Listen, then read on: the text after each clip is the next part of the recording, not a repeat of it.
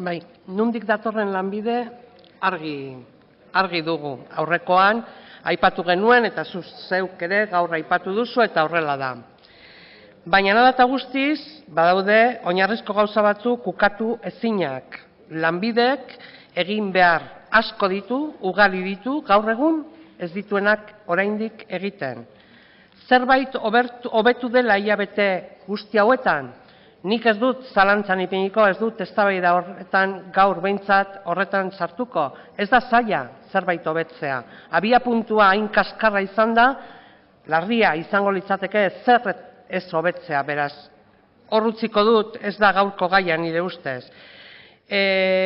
Gaur egun egiten ez duena egiten lanbidek da egin beharrekoa, zen arazo ugari jarraitzen du izaten lehen aipatu dudan bezala. Isiltasun pixkat mesedez.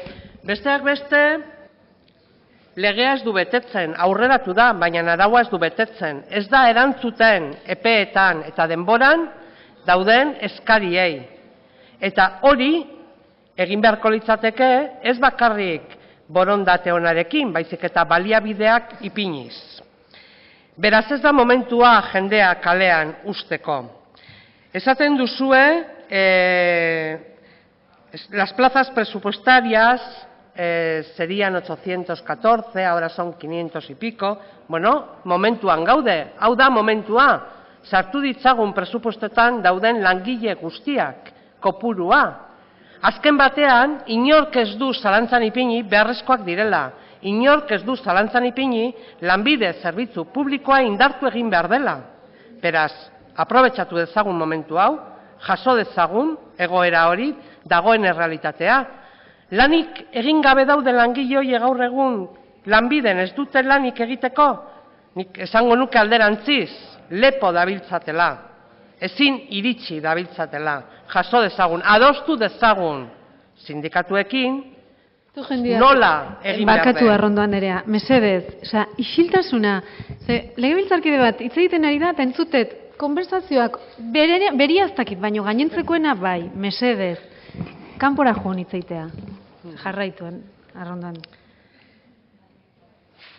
Bide horretan ere, aurrekoan, sailburuak esan zuen, que zu gaur esan duzun gauza bera, que lo lógico es pensar que el país va a ir mejorando poco a poco y que luego habría una fluctuación según el número de preceptores. Hablaba de cada 5.000 nuevos preceptores de RGI, se incorporarían y tal. Bueno, este año ha habido más de 5.000 nuevos preceptores en la RGI y que tengamos conocimiento no se ha aumentado plantilla. No puede ser un criterio único y exclusivo para fijar cuál es la plantilla, por lo menos mínima, que debe de tener Lanbide. Y nosotros defendemos que la actual plantilla es por lo menos mínima, o sea, para responder a aquello que no se está respondiendo en estos momentos. Al señor Itxaso Jauna, entiendo perfectamente la responsabilidad que tiene el Partido Socialista en la situación que vive hoy Lanbide y también en la situación de la no existencia de la relación de puestos de trabajo. Por lo tanto, entiendo que de alguna manera se vaya en este debate un poco por la tangente, intentando escurrir un poco también el bulto, porque las responsabilidades en estos casos, en este caso por lo menos, son compartidas. Eta bukatzeko, aipatuko dut beste talde guztiak aurkeztutako erdibidekoaren kontra bozkatuko dugula. Berriro ere, hitzak politak agian, baina atzean inolako konpromisorik ez dutelako. Ezin dut besterik esan, norbaitek esango du, betiko leloa. Ez, gu bi proposamen zehatz ekarri ditugu, proposamenak. Baina erantzuna proposamen horiei ezer ez da, ez dago konpromiso bakar bat ere ez. Hemen, izan ere, sinaturiko erdibidearekin, egun Lanbiden lanean dauden 9 lanpostuak, lanpostuen zerrendan, egonkortuko dira, hori da galdera, horri erantzun behar zaio, bai ala ez.